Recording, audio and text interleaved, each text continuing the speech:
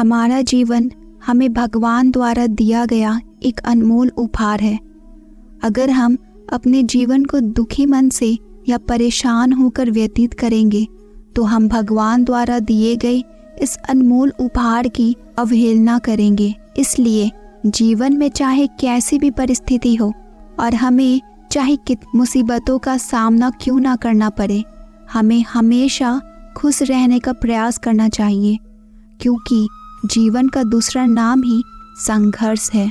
जिंदगी में किसी भी मंजिल या मुकाम को पाने के लिए सबसे आवश्यक चीज आपकी मेहनत तथा आपका धैर्य है। अगर आप ईमानदारी से मेहनत करते हुए तथा कभी भी धैर्य ना खोते हुए अपने मंजिल की तरफ कदम बढ़ाते हैं तो दुनिया की कोई भी ताकत तथा कोई भी अड़चन आपको सफल होने से नहीं रोक सकती।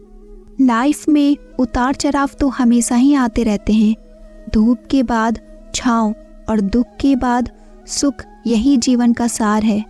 हमें इस बात को अच्छी तरह से समझ लेना चाहिए कि जीवन में कोई भी चीज हमेशा एक समान नहीं रहती है। वक्त के साथ सब कुछ बदलता है।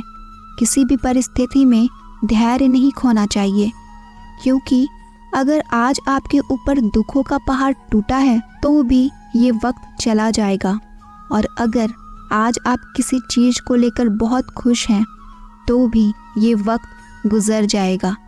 इसलिए हमेशा खुद को एक समान रखने की कोशिश करें।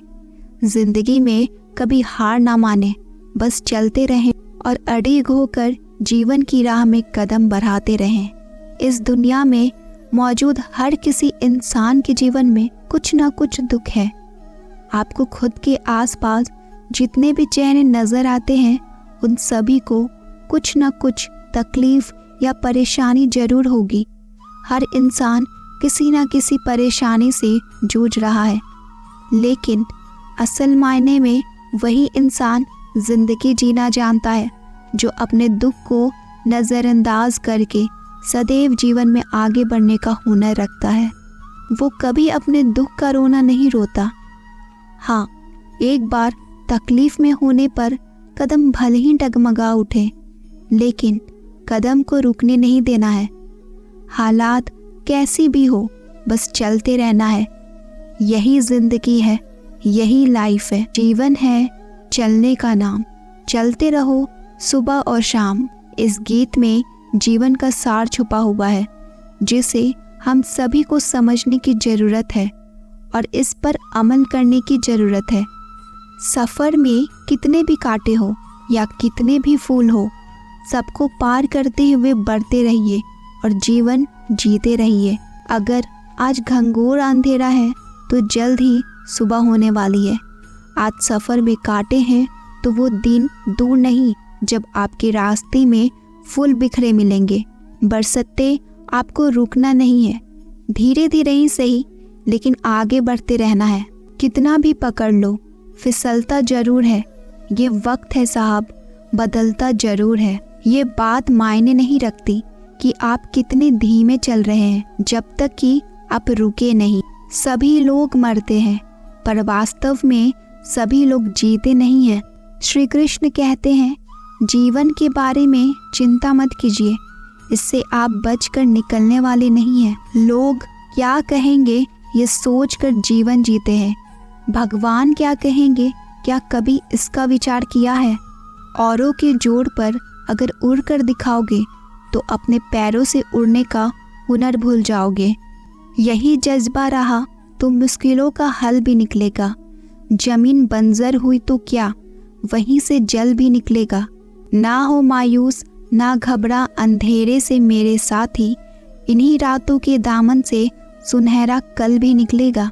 धैर्य के माध्यम से कई लोग उन परिस्थितियों में भी सफल हो जाते हैं जो कि एक निश्चित असफलता जान पड़ती है। एक शहर में दो दोस्त रहते थे।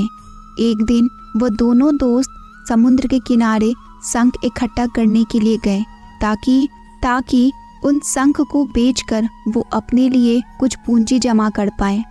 दोनों दोस्त शंख इकट्ठा कर ही रहे थे, तभी पहले वाले दोस्त को एक बड़ा शंख दिखा और ये देखकर दूसरे वाले दोस्त के मन में आया कि इसे तो बड़ा शंख मिल गया, अब ये मुझसे ज्यादा पैसा कमा लेगा। तो फिर उसने सोचा कि अब मैं भी इसे बड़ा शंख ही ढूंढूंगा ताकि मैं भी ज्यादा पैसा कमा पाऊं। तो अब वह लग गया बड़े शंख की तलाश में। उसने खूब ढूंढा, खूब मेहनत की, लेकिन फिर भी उसे बड़ा शंख हासिल नहीं हुआ।